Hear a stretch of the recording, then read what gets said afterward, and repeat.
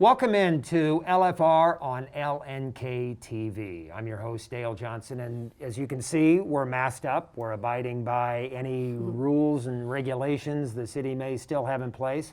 And even if they have been removed or lessened in some sort, we're taking some precautions, and my guest today is at least 6 feet apart. But now that you know that we're aware of the precautions and the safety, we're going to peel these off. Asia Whitty is here, and she represents the fire department today as the administrative officer. Now let's describe your title, Asia. It was there with Chief Despain. It was part of the department decades ago, reinstituted with Chief Despain. What do you do as administrative officer? Or what I usually like to tell people is that I do chief work that chiefs don't like to do. So like budget, HR, a lot of special projects working for the chief. And, you know, I came to work for Chief Despain, and he always described it. When he liked my advice, I was a fixer, and when he didn't like my advice as much, I was a handler. So it's a lot of high-level administrative types of activities. Now, what we are going to do today is focus in on recruiting, firefighting, paramedics, EMTs, what's required. But I will primarily play the role today of someone who is looking for a career, initiate a career, or shifting a career. Maybe I have a little bit of medical experience. Maybe I am physically in shape and I'm thinking that firefighting might be a good fit for me. Male or female, it does not matter. But I'll play the role and ask some of the questions that maybe you would ask if you're interested in becoming a firefighter, EMT, or paramedic. Fair enough? Okay, yep. Let's start with that. There are workshops that are quite lengthy. That answers a lot of the questions, and we'll do the Cliff's Notes version for this. Perfect. So first of all, introduce me to the process that's involved in hiring. Where would I first go? Who would I first talk to? If I come off the street or I met with my family and they've agreed that you'd make a good firefighter, paramedic, or EMT, where do I go first? Yeah, well, one thing that we're working hard on in our department is being able to connect people like you who might have an interest in working as a firefighter with a mentor on our department. So we have an email address, Join LFR, and you can send an email in to us and say, hey, I'm interested in potentially learning a little bit more about what it's like to serve as a firefighter or a paramedic. And then we can set you up with potentially a ride along and put you in connection with one of our current firefighters who might be able to answer some questions for you. Another good thing is just to follow us on social media, on our Facebook and our Instagram, and we're gonna let you know in advance of when we have application periods open up. Because the first step, if you've already decided this is a path and you want to apply, is to go ahead and apply on the city's website when we have an open application period, and we're gonna have that at least once or twice a year. What are you looking for from me? My qualities. I mentioned that I might be physically fit. I mentioned that I might have some medical background. Both of those would be helpful, but are they necessary? No, not necessarily necessary at all. Basically the three things we say are necessary and to be successful at LFR are, first of all, that you have good character and integrity, that you're a trustworthy person. Second, that you're going to play well with others, that you're going to be somebody that other firefighters want to work with. And number three is just that you can deal with hard work, that the physical aspects of it kind of come into play, but are you going to be somebody that, is going to do work instead of wanting to sit around on the station? And are you going to want to be busy? And how much are you going to complain when that, 12th call comes in the middle of the night and you haven't slept yet, for example? 12th might be a little bit exaggeration, but all the same. Those are really the three qualities that we look for overall. We kind of feel like everything else we can help you with and teach, but it's always good if you're an EMT and you've already looked into those courses. In the future, we'll be able to help you with that in our Recruit Academy. But I think an EMT just sort of demonstrates that you know what you're getting yourself into, because we do require that all of our firefighters in the field be an EMT, that's an emergency medical technician. So there's a course and then a subsequent, both a skills and a written test that you have to take to become an EMT. I've heard it said that business knowledge is helpful, but is that necessary? No, I think it's probably not as necessary as other things.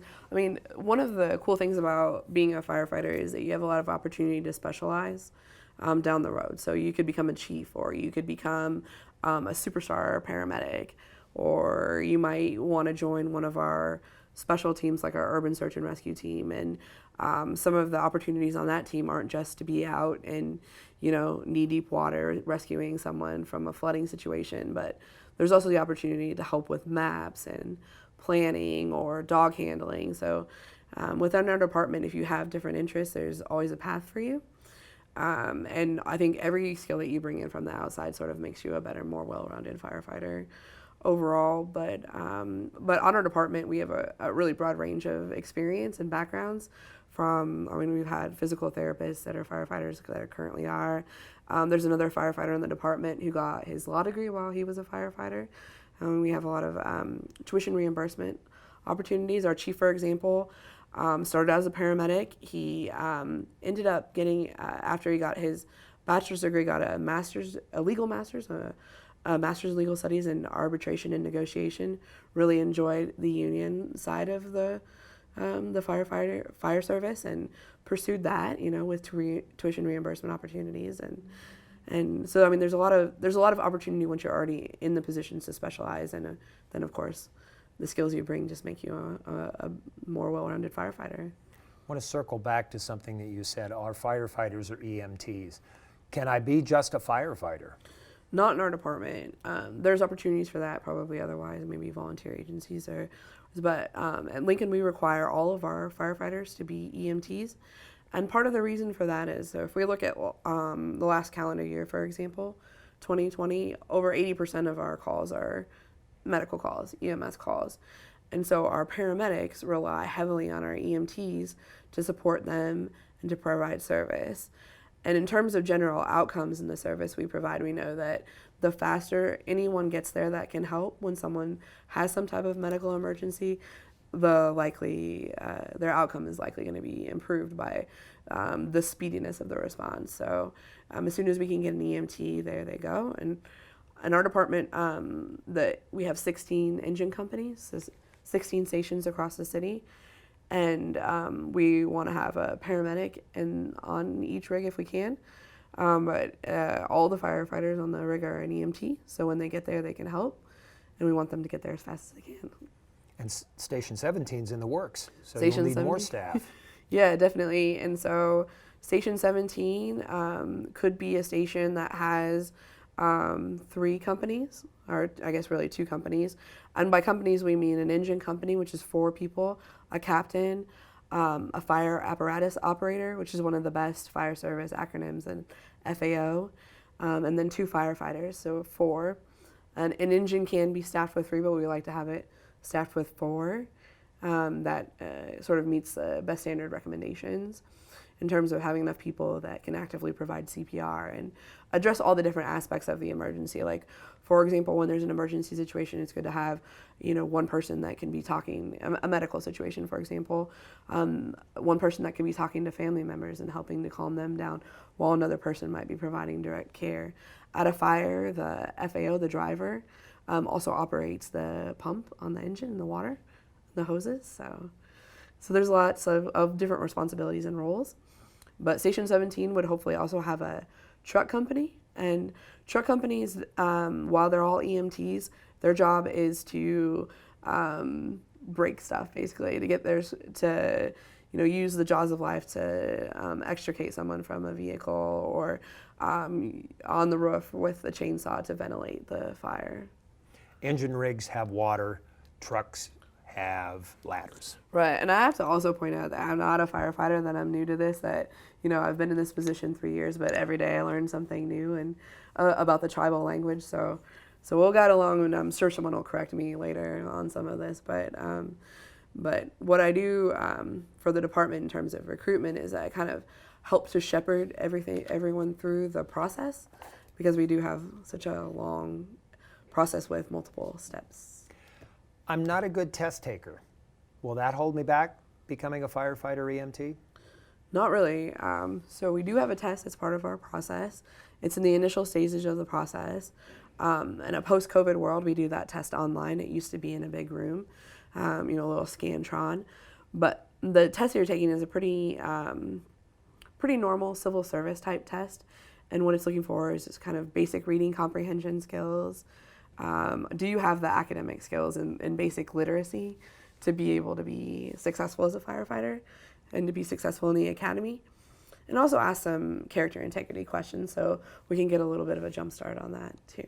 I'm guessing there's a background check involved in the process. Yeah, we do a pretty extensive background check that starts with about a 35-page form. You kind of have to divulge all your life secrets, but there's a lot of different reasons for that. First, we want to make sure you're a good fit for our department and you understand what you're getting yourself into. We want to be sure that you're someone that people in a time of crisis or when they're incapacitated can trust being in their home. We ask a lot of different information about your past experiences and maybe how you've overcome those and where you kind of are today in terms of those experiences. But we also want to find people who, once they put that, the International Association of Firefighters sticker on the back of their car and they get the DUI or they're cutting someone off, that's not really what we think reflects our department. And so we're looking for people that are going to exhibit, good citizenship and care about others. And I can relate to that. My wife is a bus driver for Lincoln Public Schools. So when she's not driving a bus, she drives it as though she is driving a bus. Right.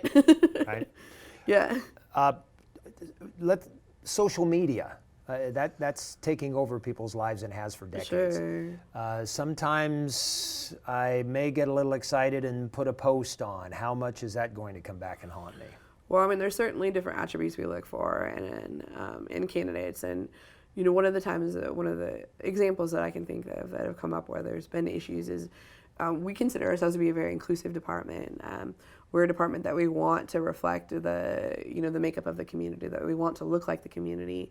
We're also a department that's about 12% female, where the national average is 4% female. So if you have a Facebook that, we happen upon and you have sexist comments and you make comments that you don't believe women belong in the fire service, or you have other types of hate speech or something like that, then you're probably not a good fit for our department. And that would be a red flag, if you, in the course of our background check process, say you never drink and, you're passed out at the football party, after tailgate on your Facebook, that's probably not going to go over very well either. So, kind of just general sort of being a good adult situation. Background checks are more objective. You can find it. It's tangible. What about the psychology, the psychological testing? Is there some subjectivity there? Well, sure. I think anything that kind of was along that. But we have the great fortune of working with a psychologist that's super respected in the industry and has a lot of experience doing testing for police and firefighter candidates. So part of the psychological evaluation process is a series of tests, that kind of touch on the things that make good first responders, good firefighters, good police officers. And some of those things are like coping mechanisms. How well do you deal with stress? How resilient are you? What types of coping mechanisms do you already have in place? It's a stressful job, and are you going to be somebody that's going to be able to handle those adverse experiences and, those unsuccessful cases, or is that going to be a problem? So you're also looking for someone who is committed, and we're not talking about, at this point anyway, a 25-year career. We're looking at someone who can stick to the 19-and-a-half-week program, the 4-day-a-week, 10-hour days. No, definitely. But ultimately, we want to be sure that somebody is kind of in it for the long haul, and that that they'll be able to grow as a person in their career as a firefighter and grow with Lincoln Fire. I think we also want to point out too the importance of ethnicity and the importance of multiple languages and the value that those bring to LFR, because we had 3 female firefighter paramedics and or an EMT in recently, and they all related how when they were issued a call, when they responded to a call, how women appreciated having not just one female member of LFR there, but at least a couple. So the same would apply to someone who was Vietnamese, someone who was Sudanese, someone who was of Middle Eastern origin. Definitely. All of those ethnicities are welcome at LFR. Definitely. I mean, we embrace it. I think our chief in particular sees the value in that, and that's one of the focuses, and that's kind of why I'm here. That's kind of how I ended up in recruitment in the first place. You know, I work closely with the chief, and Chief Engler feels very strongly about recruitment because he feels like he's been able to have the best job ever. You know, that being a paramedic is really the greatest job anyone can have. I mean, you're tangibly impacting the community, and you're literally saving lives almost on a daily basis. And so, maybe people don't see that this career is for them because they don't see someone like them in this career.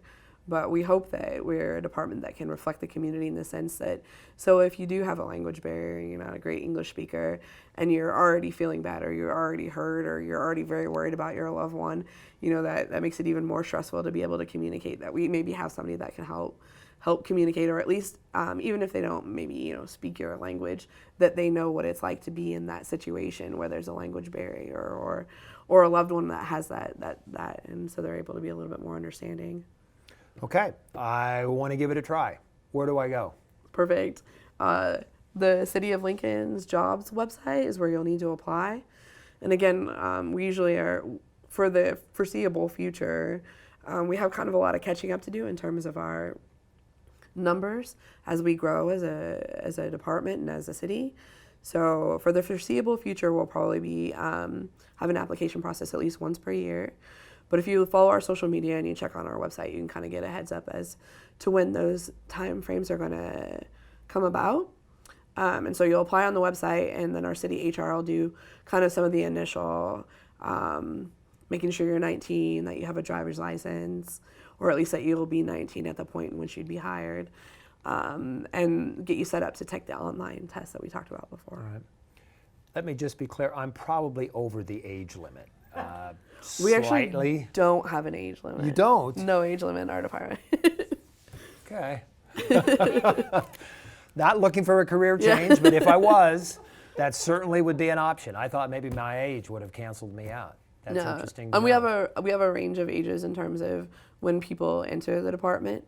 Obviously it's a strenuous job and physical requirements, and I know personally as I get older, it's not so easy to stay up all night and still function, and you need to still be able to function. Mm-hmm. If that call comes in at 3 a.m., you're expected to perform just as well as at 8 a.m. or 10 a.m. So Mm-hmm.